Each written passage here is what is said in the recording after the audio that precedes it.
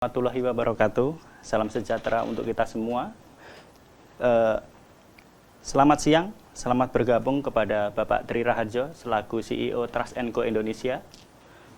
Selamat siang juga saya ucapkan kepada Ibu Susilawati Ningsih selaku Direktur Utama Info Brand Group. Yang ketiga, Bapak Panji Nurdiansyah selaku Editor-in-Chief Infobrand.id. Yang keempat, Bapak Ahmad Arif Munajat selaku Direktur Media Ads Indonesia. Selanjutnya, para achiever Top Digital Public Relation Award 2021. Serta selamat siang dan selamat bergabung juga saya ucapkan kepada rekan-rekan media yang telah bergabung di acara ini. Ada dari Media Indonesia, Tempo, Suara Merdeka, Industri.co.id, Berita 1, Tribun News, JPNN, iNews, Warta Ekonomi, Sindo News, serta media partner yang telah bekerja sama dengan kami, ada Lampung Media Online, Warta Tasik, Sinar Jambi, Klik Samarinda, Lintas Aceh, Radar News, Padek Jawa Pos, Sulteng Terkini, Bengkulu Interaktif, dan Barakata.id. Selama 1 jam ke depan, saya Agus Arianto akan memandu jalannya virtual press conference Top Digital Public Relation 2021 pada siang hari ini. Rekan-rekan media, perlu diketahui penghargaan Top Digital Public Relation Award 2021 kali ini adalah penghargaan yang didedikasikan untuk perusahaan-perusahaan yang sukses dalam memanfaatkan digital public relation mereka dalam berkomunikasi, menjalin engagement dengan masyarakat untuk menciptakan persepsi, citra positif, serta menjaga reputasi agar tetap terjaga dengan baik. Tentunya untuk menentukan peraih penghargaan Top Digital Public Relation Award 2021 kali ini, Trust & Co telah melakukan serangkaian proses penilaian.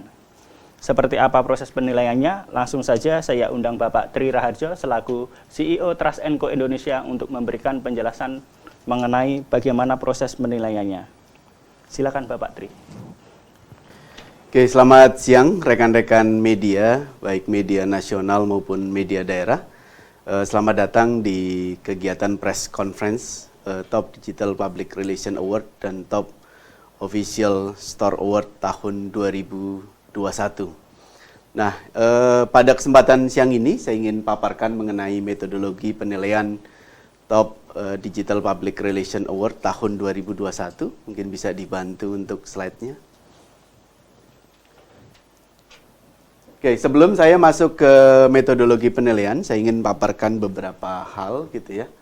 Di tengah tantangan pandemi COVID-19 gitu ya, ini sudah memasuki hampir 1 tahun semenjak ditetapkannya Indonesia pandemi COVID-19 sejak awal Maret tahun 2020.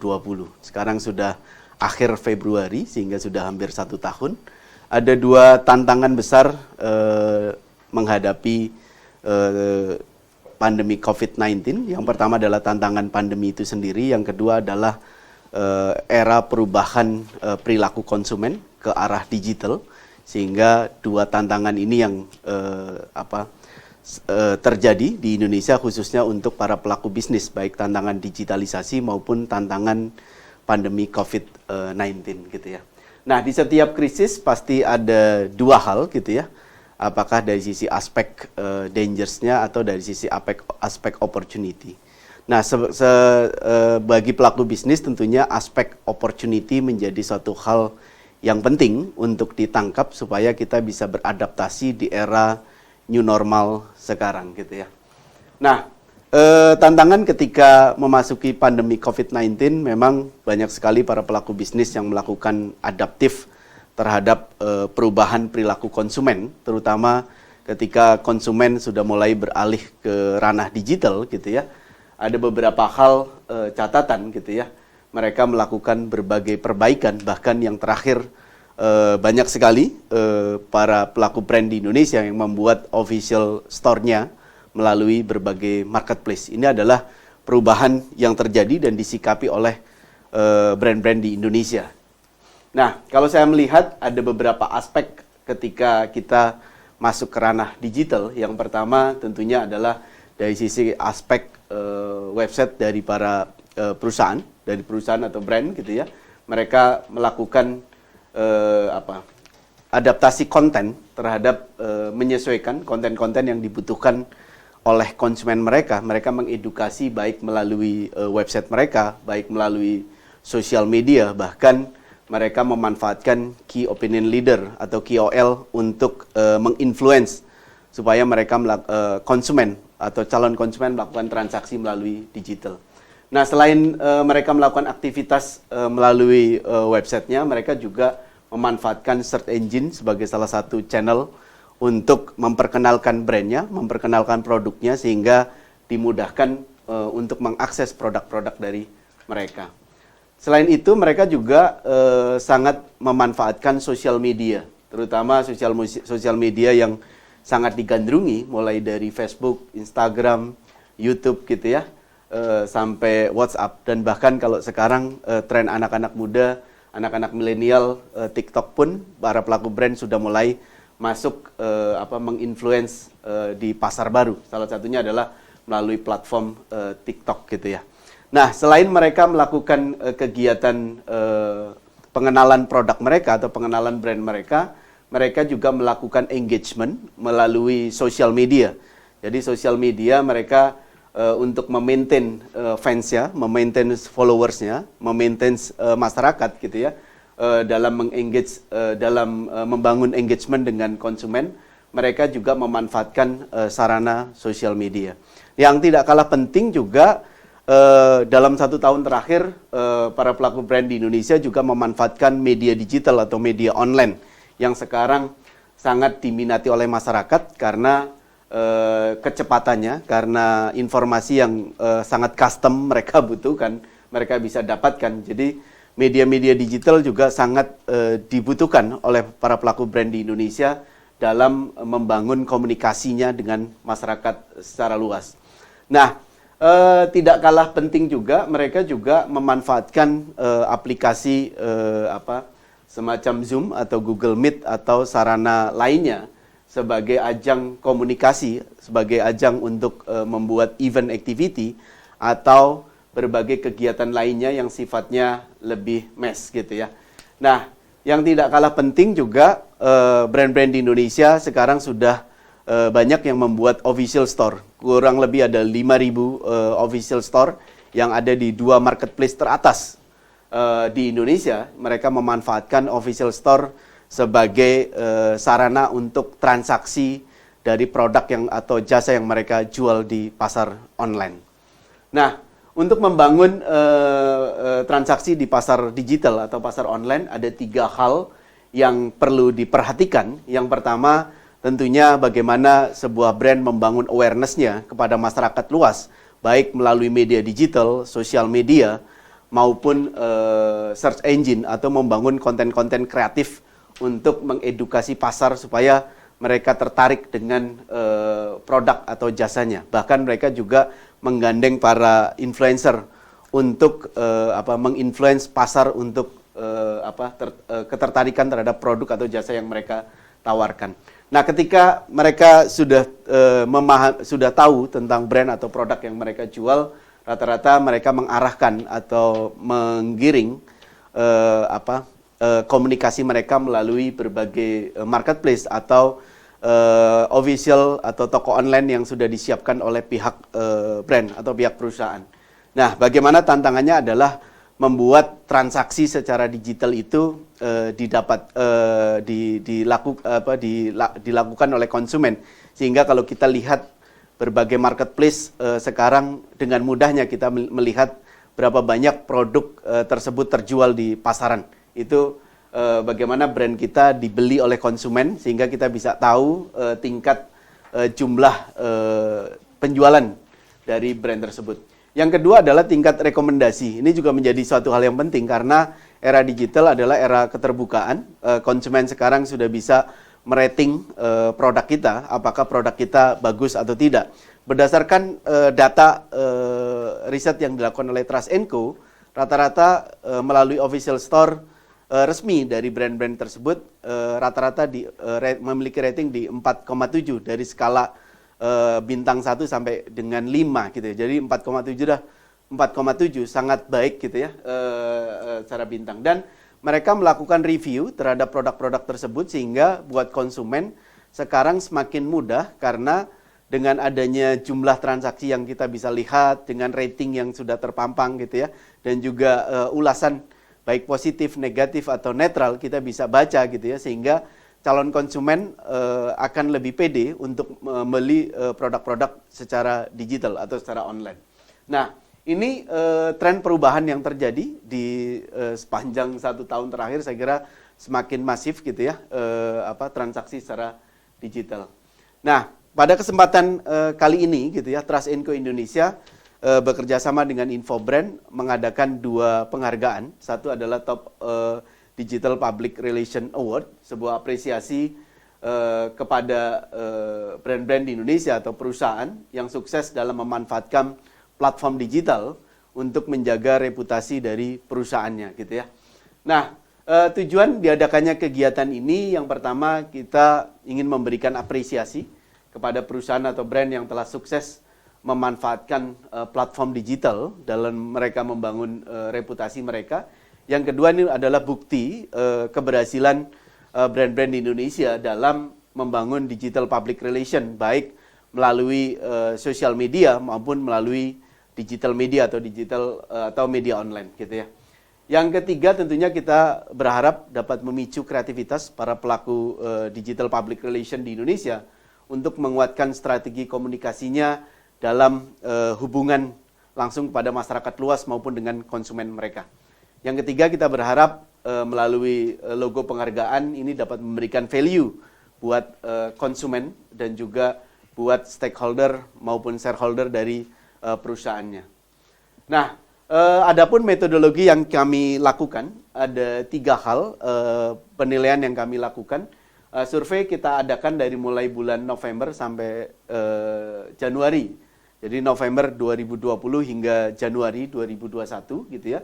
Total brand yang kami survei ada 1000 brand, 1000 brand gitu ya, di 150 kategori produk atau jasa gitu ya. Dengan 3 aspek penilaian rekan-rekan media. Jadi ada digital media aspek, kami mengukur parameter ini mengukur banyaknya pemberitaan di media digital atau media online terhadap brand atau perusahaan yang tercapture melalui mesin pencari dengan tools news gitu ya. Dan kami juga batasi bahwa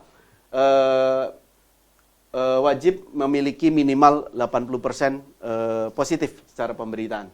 Yang kedua adalah melalui social engagement aspek, jadi kami mengukur tingkat engagement antara perusahaan dengan followersnya atau fansnya di 2 sosial media, yaitu di Instagram dan juga di Facebook.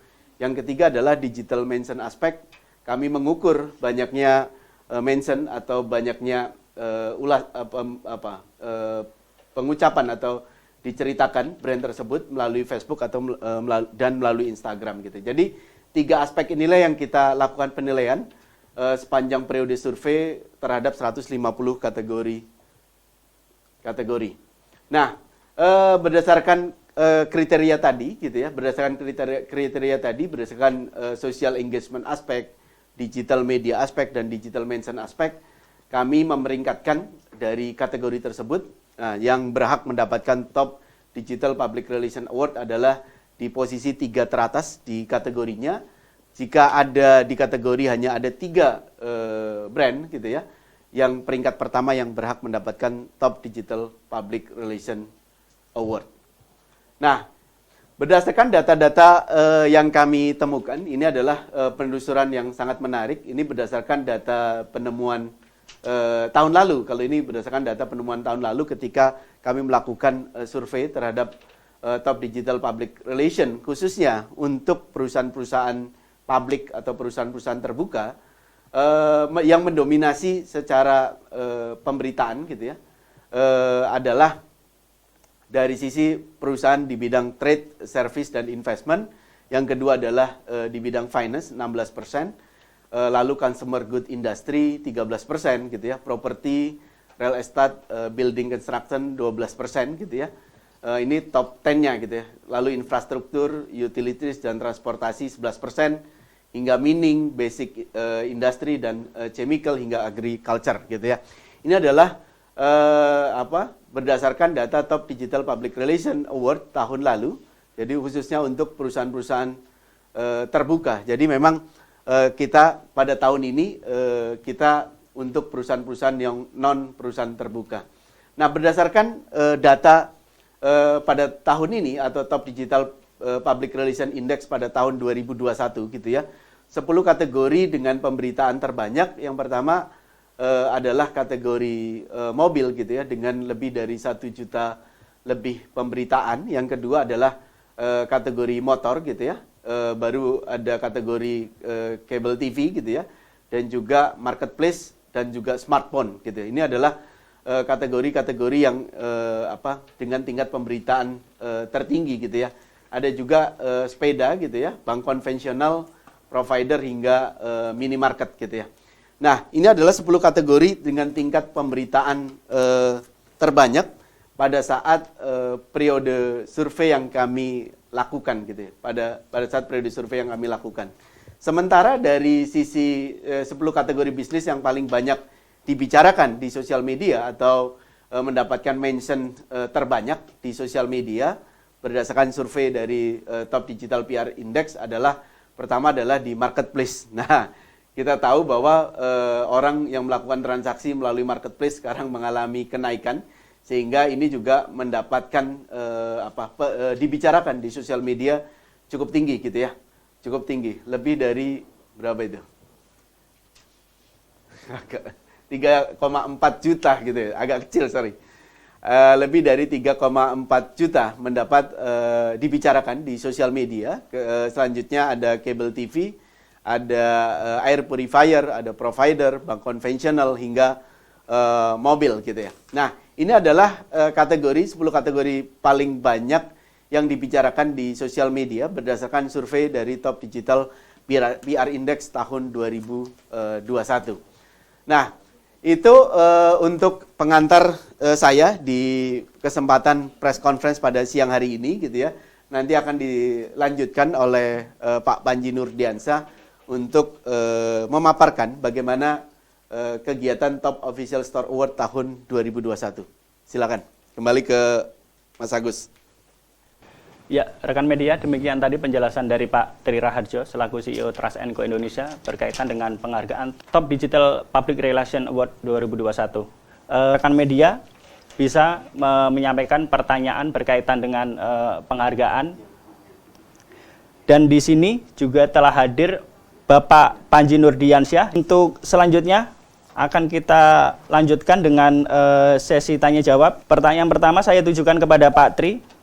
Terima kasih Pak Tri tadi telah menjelaskan mengenai penghargaan Top Digital Public Relation Award 2021. Adapun penjelasan Bapak tadi ada kekaitan antara digital PR dengan penjualan gitu ya Pak ya. 1 tahun terakhir, kira-kira aktivitas seperti apa yang dilakukan oleh brand dalam membangun citranya, apakah lebih ke branding atau ke marketing gitu Pak?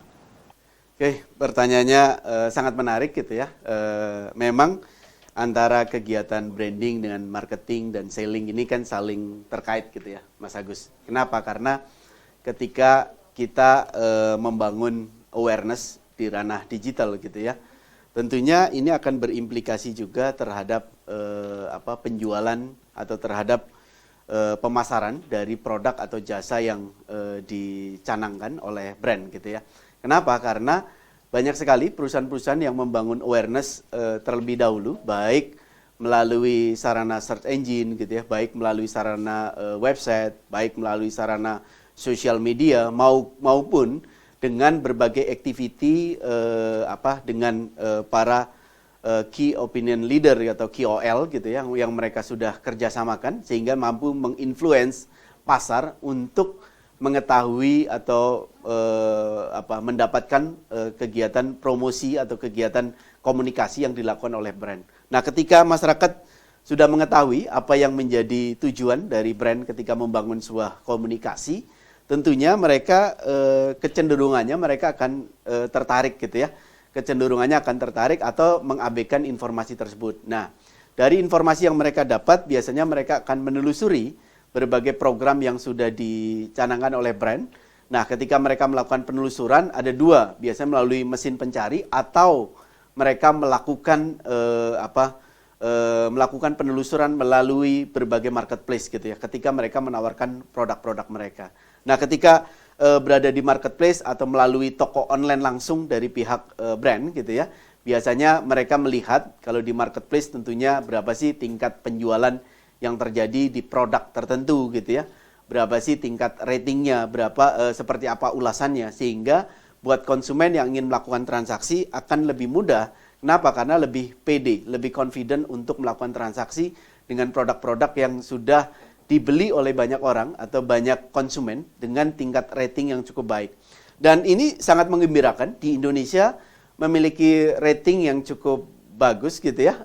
Karena apa? Karena mendekati 5. Rata-rata rating official store di Indonesia itu 4,7, artinya bahwa masyarakat cukup puas, mendekati sangat puas terhadap brand-brand di Indonesia yang menawarkan produknya melalui berbagai marketplace.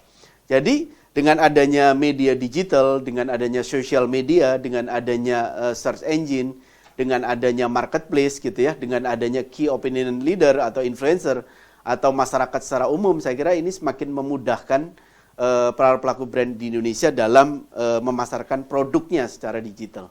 Itu, Mas Agus. Penjelasannya. Artinya selama 1 tahun terakhir di masa pandemi itu, brand-brand itu lebih cenderung untuk memaksimalkan konten-konten marketing itu Pak ya, yang berkaitan langsung dengan penjualan. Apakah seperti itu Pak? Terus pertanyaan kedua, kira-kira kontennya seperti apa Pak yang bisa langsung engage ke konsumen, langsung melakukan penjualan seperti itu?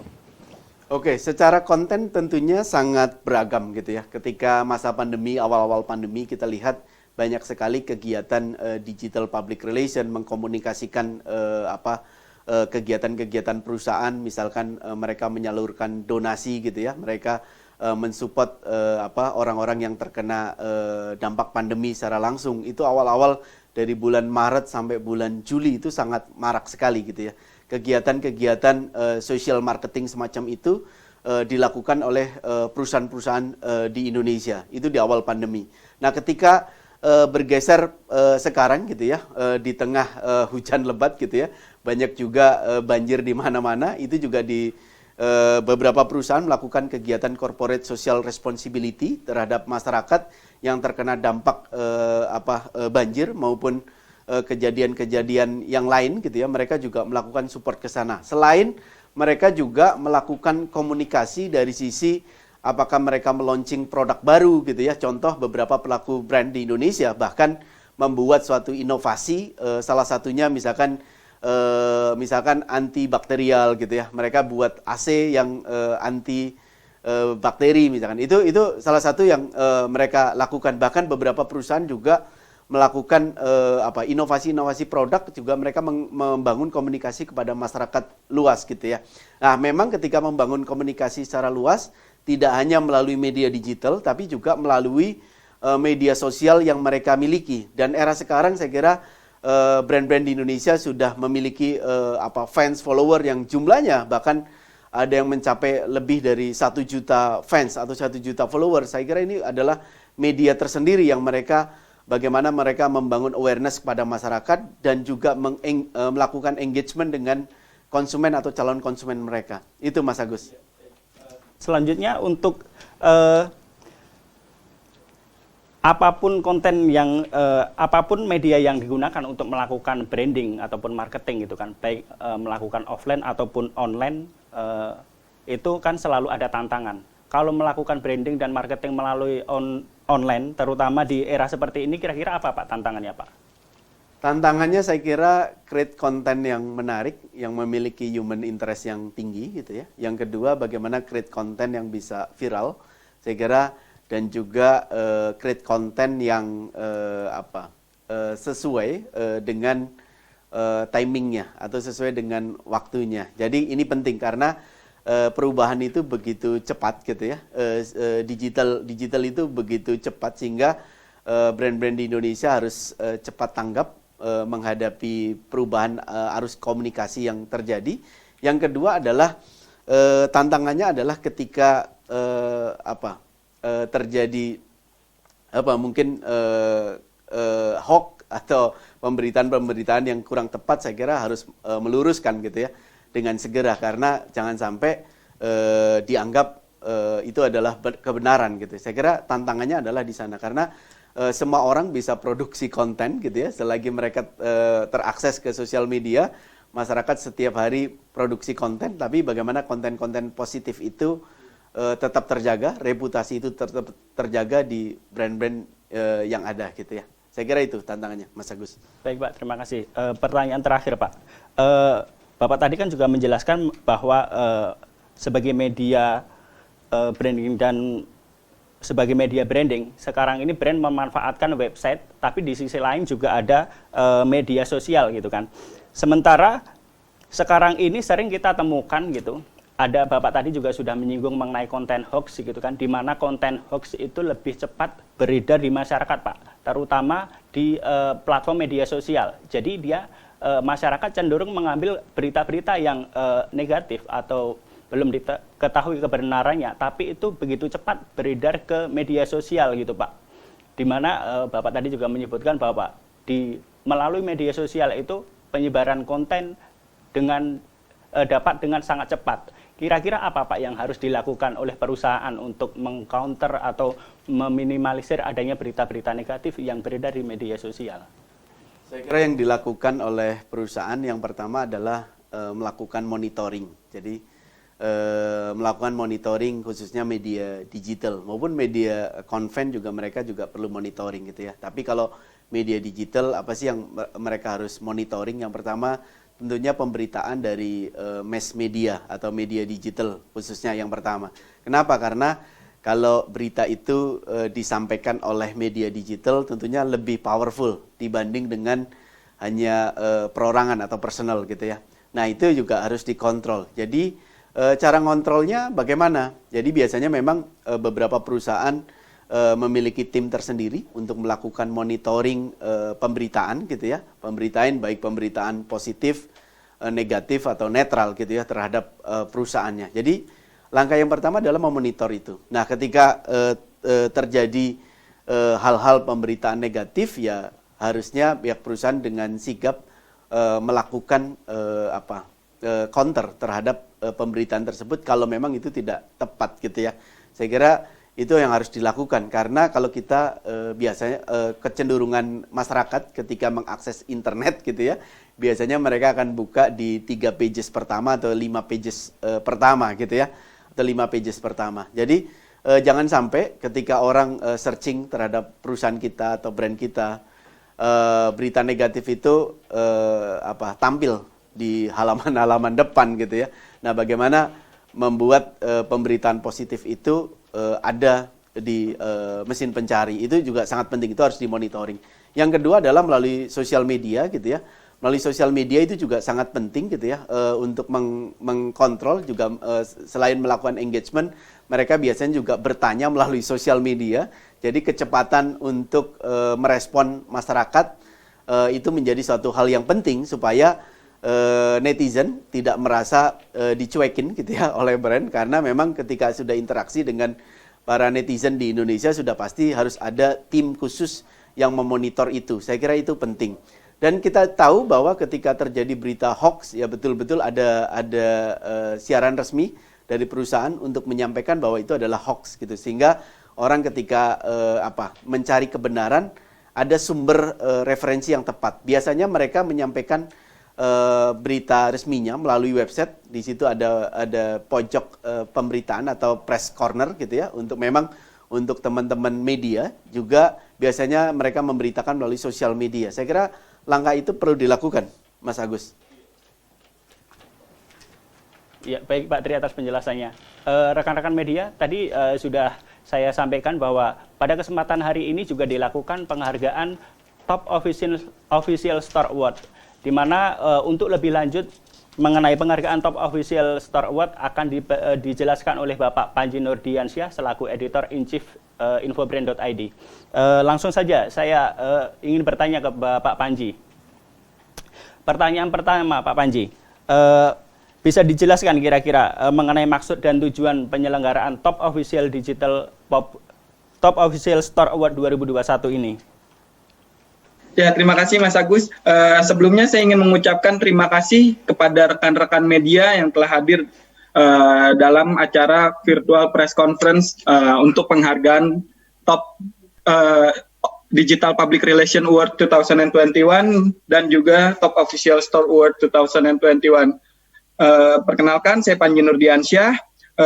Terkait pertanyaan tadi yang diberikan oleh Mas Agus untuk maksud dan tujuan dari penghargaan Top Official Award 2021 ini adalah sebenarnya merupakan penghargaan yang bentuk pengakuan bergengsi yang kami berikan kepada perusahaan atau brand atas kinerja mereka dalam membangun official store maupun official shop yang sukses secara mengoptimalkan aktivitas brand baik produk maupun jasa melalui marketplace di Indonesia. Nah, survei ini kita lakukan kepada 2 marketplace teratas di Indonesia saat ini, di mana terdapat lebih dari 5.000 official store dari brand-brand yang kami survei. Seperti itu. Nah, sedangkan untuk maksud dan tujuan dari penyelenggaraan official store ini merupakan yang pertama adalah kami ingin memberikan apresiasi kepada perusahaan atau brand-brand yang berhasil meningkatkan kinerja perusahaan melalui channel marketplace atau official store yang mereka bangun. Kemudian yang kedua adalah kami juga berharap penghargaan ini menjadi bukti atas pengukuhan bagi perusahaan-perusahaan atau brand-brand berdasarkan aktivitas digital sales dan marketing campaign sepanjang 1 tahun berjalan. Dan kemudian kami juga berharap Top Official Store ini diharapkan dapat menambahkan kepercayaan konsumen khususnya dalam berbelanja melalui official store di marketplace. Dan yang terakhir, kami juga berharap penghargaan ini dapat mendorong seluruh perusahaan-perusahaan atau brand-brand yang berkompetisi di Indonesia untuk semakin mengoptimalkan channel marketplace untuk meningkatkan penjualan produk ataupun jasanya. Seperti itu, Mas Agus, untuk maksud dan tujuan dari penyelenggaraan Top Official Store Award 2021 ini. Terima kasih Bapak Panji. Mungkin bisa dijelaskan lebih lanjut Pak, bagaimana untuk menentukan para pemenang Top Official Store Award ini Bapak? Oh baik, untuk menentukan para pemenang Top Official Store Award 2021 ini, kami selenggarakan, infobrand.id bekerja sama dengan Trust&Co Indonesia sebagai perusahaan yang mendedikasikan diri terhadap perkembangan brand dan bisnis, khususnya di Indonesia. Kami bekerja sama untuk menyelenggarakan survei Top Official Store Index 2021, di mana survei ini kami lakukan kepada, seperti yang tadi saya sudah jelaskan di awal, kepada 2 marketplace teratas saat ini di Indonesia, di mana kami menseleksi atau melakukan survei kepada lebih dari 5.000 official store atau official shop yang terdaftar secara resmi di marketplace 2 marketplace tersebut.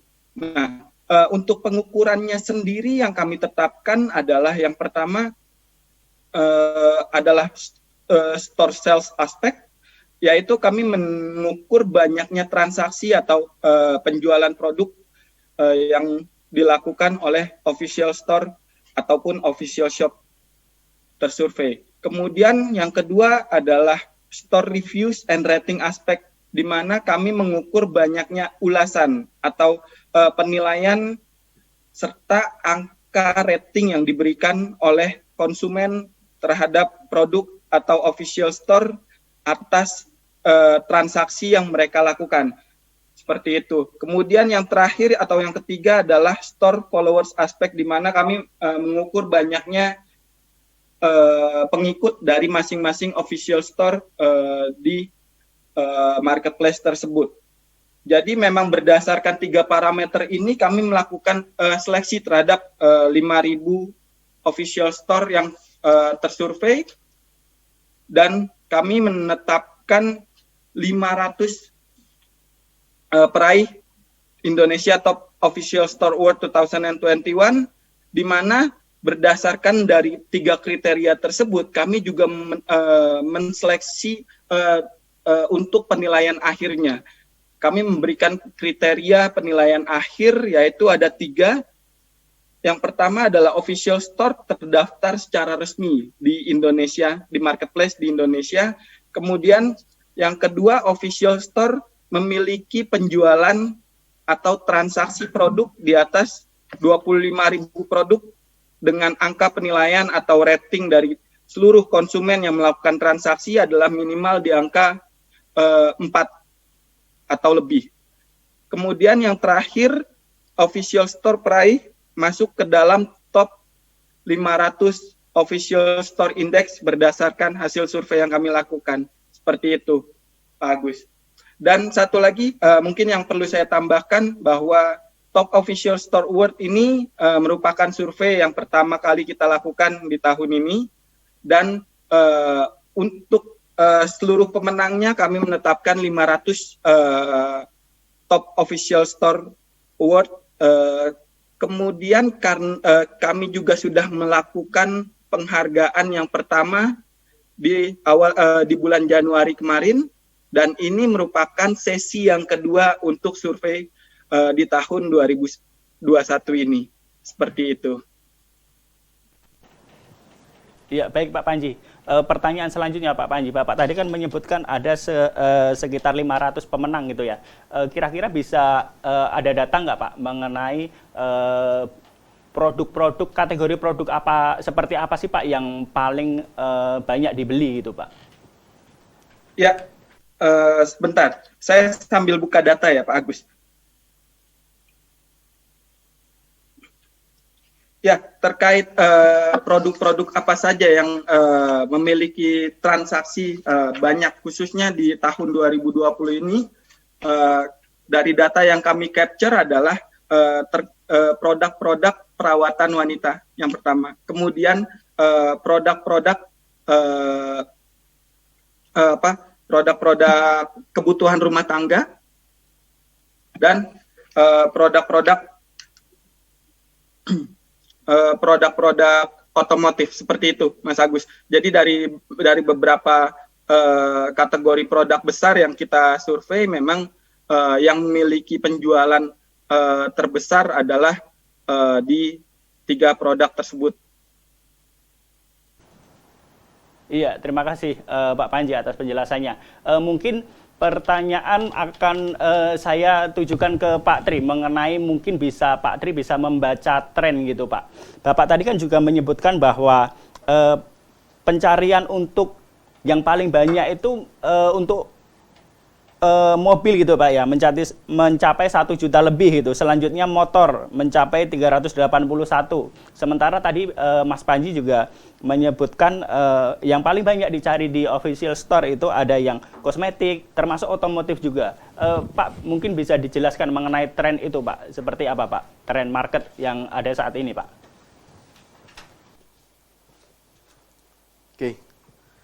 Oke, kalau saya melihat memang ketika orang di masa pandemi ini memang kan trennya bagaimana sih mereka mendapatkan produk atau jasa yang mereka butuhkan. Biasanya satu, mereka akan melakukan penelusuran gitu ya. Mereka akan melakukan penelusuran secara produk, baik langsung melalui mesin pencari atau langsung melalui marketplace.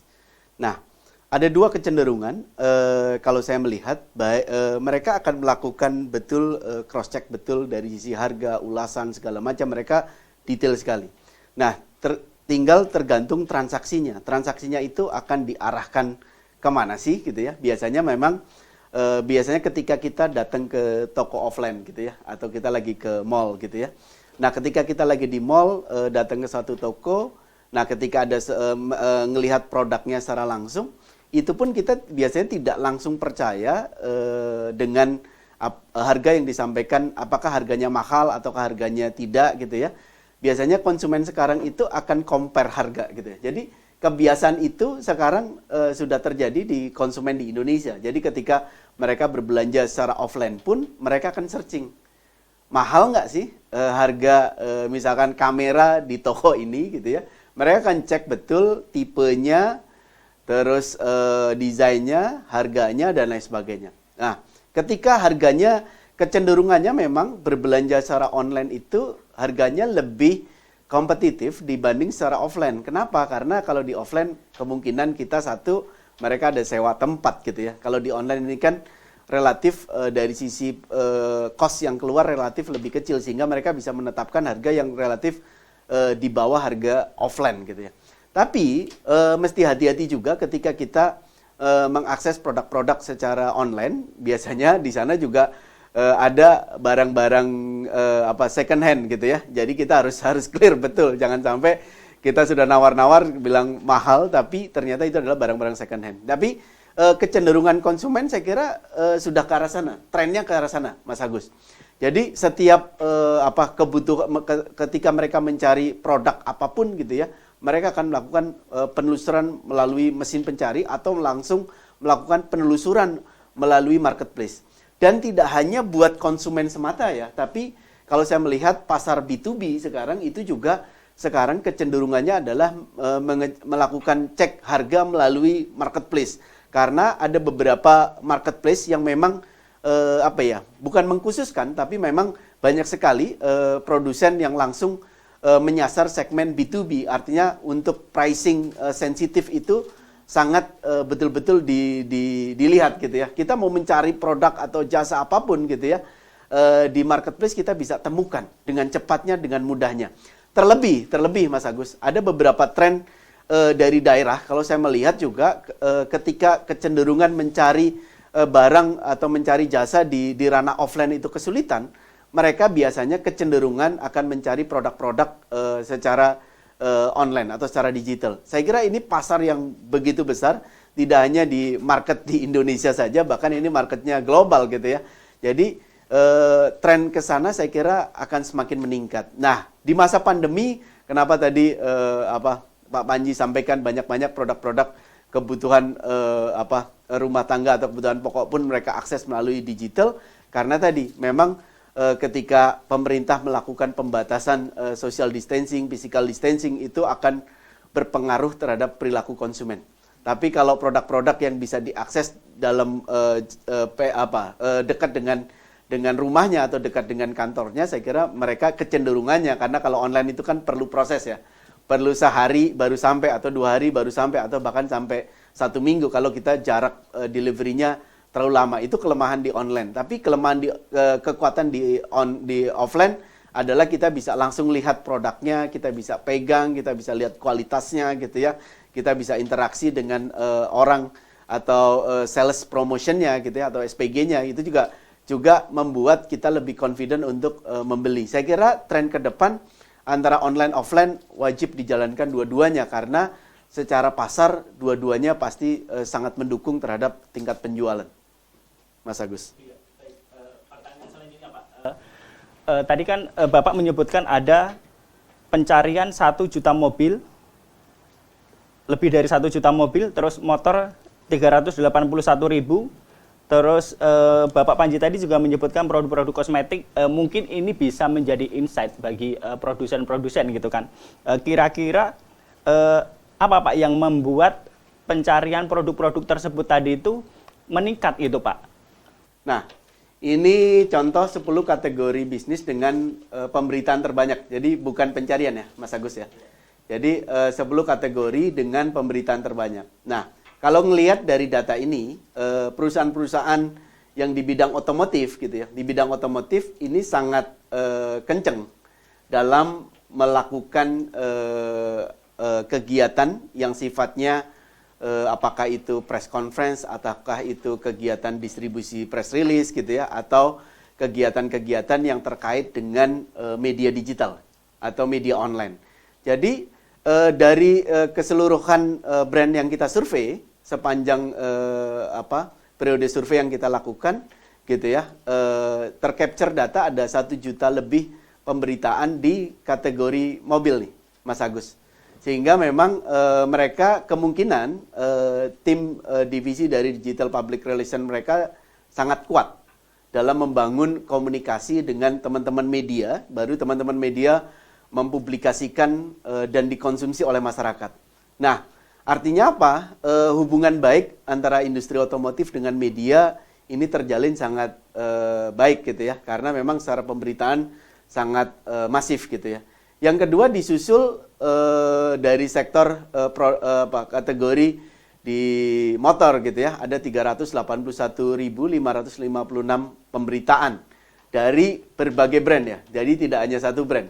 Jadi dari berbagai brand yang ada, yang kita survei ada 381.556 pemberitaan. Nah, di sektor ini tim divisi Digital Public Relation mereka juga sangat engage dan sangat kuat dalam mengkomunikasikan pemberitaannya melalui media digital atau media online. Baru dilanjut di sektor yang lain, ada cable TV gitu ya, dan juga marketplace. Nah, ini kita lihat marketplace sekarang juga kelihatan sangat memanfaatkan media digital. Mas Agus, terbukti ada 223.592 pemberitaan, dilanjut dengan smartphone. Saya kira memang di beberapa sektor tertentu memang secara pemberitaannya tidak terlalu tinggi gitu ya, tidak terlalu tinggi.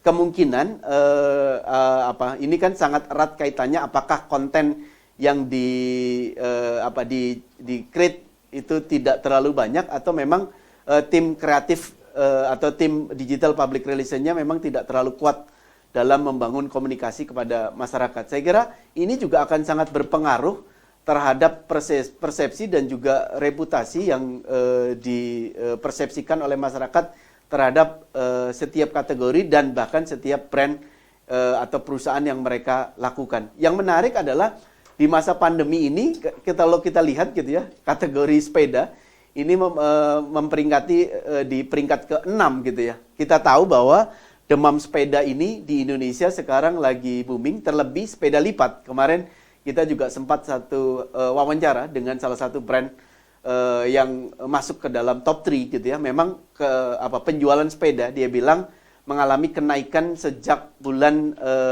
April tahun 2020. Terlebih sepeda lipat karena satu lebih mudah gitu ya. Kedua mudah untuk bisa dipakai untuk ayahnya, ibunya atau anaknya gitu ya. Yang kedua mudah untuk dibawa kemana-mana gitu ya.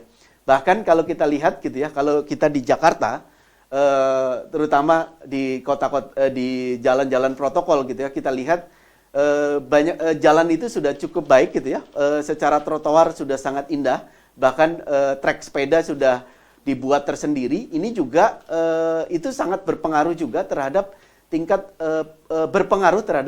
tingkat penjualan sepeda karena tren orang bersepeda semakin meningkat, terlebih di era pandemi ini orang ingin sehat gitu ya. Kata kunci sehat ini menjadi poin penting sehingga pemberitaan dari sepeda sendiri mendapatkan peringkat ke-6 dari 10 kategori teratas gitu. Ini menjadi hal yang menarik gitu ya, menjadi hal yang menarik. Nah, kalau tadi disampaikan gitu ya, ada juga 10 kategori dengan tingkat yang dibicarakan di sosial media tertinggi. Nah, ini yang paling menarik adalah marketplace gitu ya. Yang paling tinggi itu dibicarakan 3,4 juta lebih gitu ya. Itu marketplace. Artinya apa? Ketika orang sudah ngomongin tentang brand-brand marketplace gitu ya. Karena marketplace di tengah masa pandemi ini memang mengalami kenaikan. Yang kedua adalah mereka mencari produk atau jasa, kecenderungannya pasti ke marketplace. Karena lebih mudah gitu ya, lebih mudah. Dan ini terbukti, itu juga dibicarakan di sosial media cukup tinggi ya, 3,4 juta. Itu terbukti. Nah, kalau secara dibicarakan di sosial media, kalau kategori mobil bahkan kecil gitu ya. Ini berbalik nih.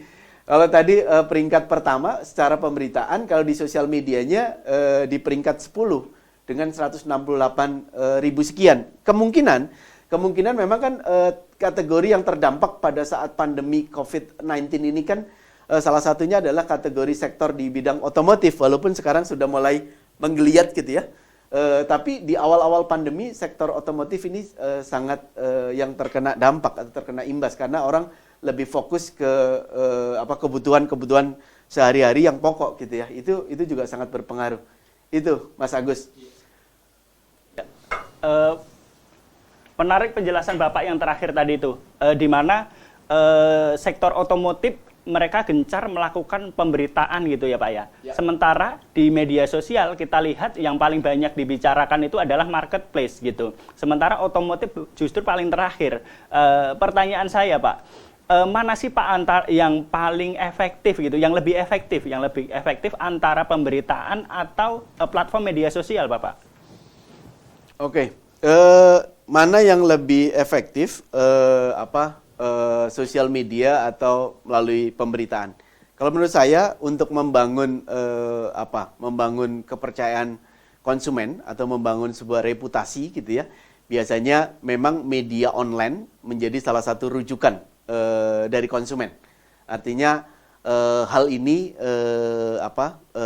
ketika mereka melakukan penelusuran, mengakses melalui internet gitu ya, media online kalau menurut hemat saya masih menjadi satu hal yang sangat penting untuk membangun suatu reputasi bagi perusahaan karena dianggap pihak ketiga yang menyampaikan gitu ya, atau media yang kredibel yang menyampaikan. Itu yang pertama.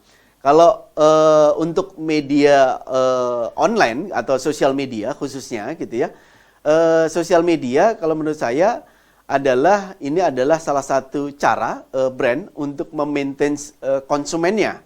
Nah, jadi kalau tingkat efektif mana masing-masing brand tentunya berbeda. Tapi kalau untuk memaintain konsumennya, sosial media menjadi salah satu sarana yang efektif dan juga membangun engagement yang sangat efektif. Kenapa? Karena rata-rata kalau di sosial media, brand-brand di Indonesia memiliki campaign tersendiri atau membuat giveaway gitu ya, dan lain sebagainya. Sehingga dalam memaintain konsumen atau memaintain netizen, mereka biasanya melalui sarana media sosial untuk interaksi langsung dua arah dengan konsumennya. Kalau media digital biasanya lebih sifatnya atau media online adalah sifatnya satu arah. Kita membaca pemberitaan, kita baca berdasarkan konten yang sudah disuguhkan oleh media gitu ya. Tapi kalau di media sosial kita bisa berinteraksi secara dua arah. Jadi dua-duanya wajib dijalankan, Mas Agus. Baik, terima kasih Bapak. Di sini ada satu pertanyaan dari rekan media, dari Bapak Kormen, industri.co.id. Pertanyaan untuk Bapak Panji berkaitan dengan Top Official Store Award.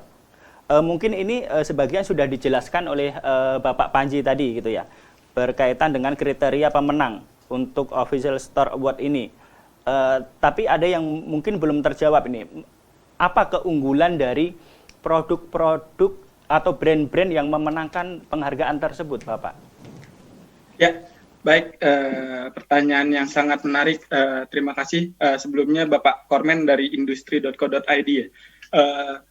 Keunggulan dari mereka berdasarkan kriteria pemenang yang kita tetapkan adalah yang pertama mereka berhasil membangun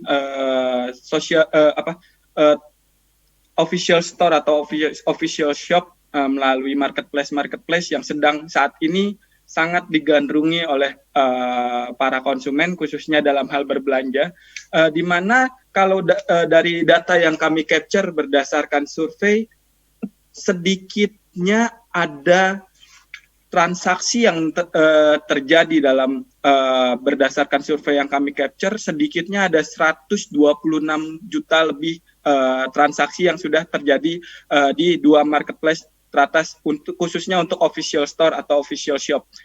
Kemudian dengan rata-rata rating yang diberikan atau penilaian yang diberikan oleh konsumennya adalah 4,77% dan rata-rata total followers yang dimiliki atau total followers bukan rata-rata atau adalah total followers yang dimiliki oleh yang berada di official store di marketplace ada sebanyak 77 juta lebih followers. Artinya memang banyak sekali pengguna yang menggunakan marketplace untuk berbelanja seperti itu. Nah, di sini juga saya memiliki data 10 official store dengan penjualan atau transaksi yang terbanyak di salah satu marketplace di Indonesia.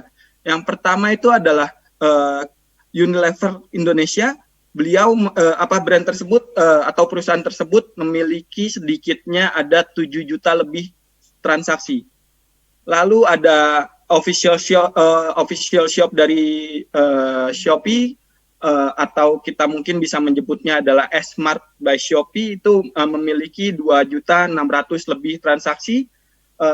Kemudian Dalan The Olive, official store dari brand, memiliki juga 2,6 juta lebih transaksi.